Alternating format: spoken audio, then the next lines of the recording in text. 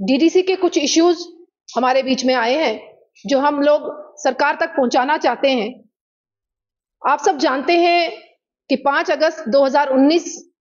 को यहां पर जो यूटी में तब्दील हुई हमारी जम्मू कश्मीर रीऑर्गेनाइजेशन एक्ट के बाद कहीं ना कहीं जम्मू कश्मीर में जो पहला चुनाव हुआ वो डीडीसी का चुनाव हुआ। डीडीसी के चुनाव में मोदी जी का लक्ष्य था कि ग्रामीण क्षेत्र में भी लोगों तक हर सहूलियत पहुंचे,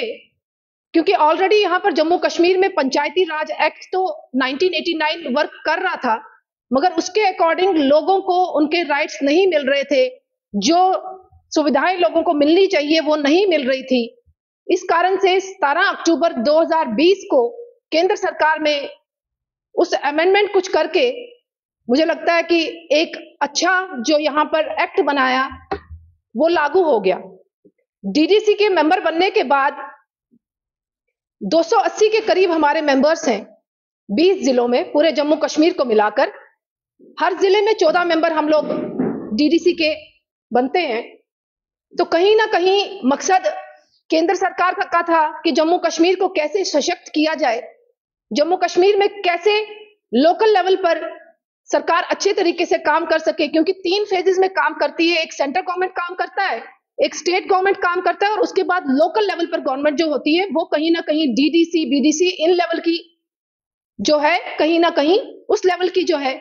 यहां पर सरकार काम करती है। जो देखने को मिल रहा है,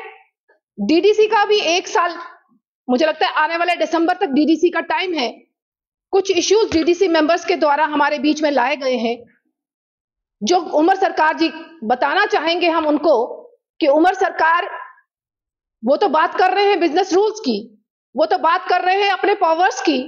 वो बात कर रहे हैं कि उनके मंत्रियों को क्या पावर्स दी गई हैं, मगर वो ये चिंता नहीं कर रहे कि जो डीडीसी के मेंबर्स हैं उनके क्या राइट्स हैं। जो एमएलए हैं और जो डीडीसी के मेंबर्स हैं अभी तक समझ नहीं पा रहे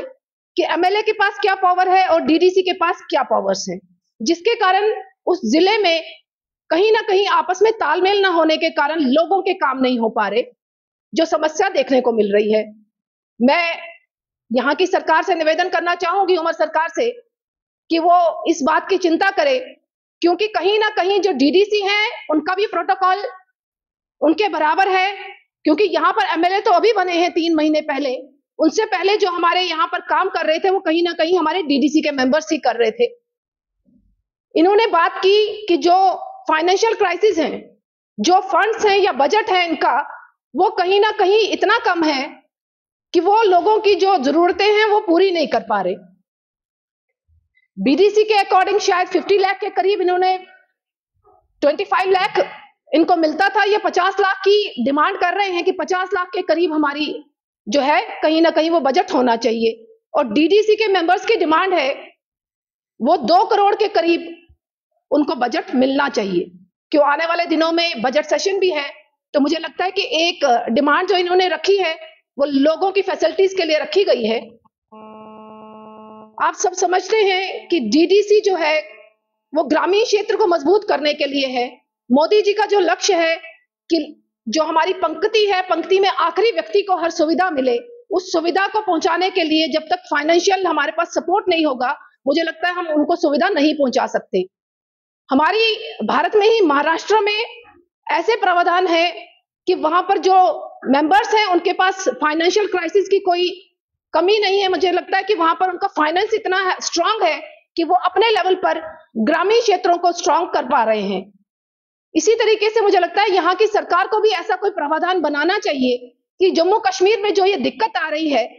सरकार बनने के बाद 3 महीने हो गए हैं और डीडीसी मेंबर लगातार गुहार लगा रहे हैं, चाहे एलजी सरकार से चाहे मुख्यमंत्री जी से, कि बता दीजिए कि एमएलए के पास क्या पावर है, क्या एमएलए भी गली नाली का उद्घाटन करने के लिए जाएगा या डीडीसी के पास कुछ ऐसा कुछ अलग दे रहे हैं ताकि आपस में ये तालमेल बनाकर लोगों के काम कर सके। मुझे लगता है कि जो यहाँ की सरकार है वो इसकी चिंता जरूर करेगी, और आपके माध्यम से मैं यही बताना चाहूंगी उनको कि बीजेपी की ये डिमांड है कि डीडीसी तो मोदी जी ने यहाँ पर तैयार कर दिए, जो आप लोग अपनी सरकारों में नहीं कर पाए, जो इतने सालों में कभी नहीं बने, तो मगर मोदी जी की ये जो इच्छा थी कि ग्रामीण क्षेत्र स्ट्रांग हो, उमर सरकार भी इसका ध्यान करे ताकि डीडीसी के मेंबर्स को उनके पावर्स का पता लग पाए।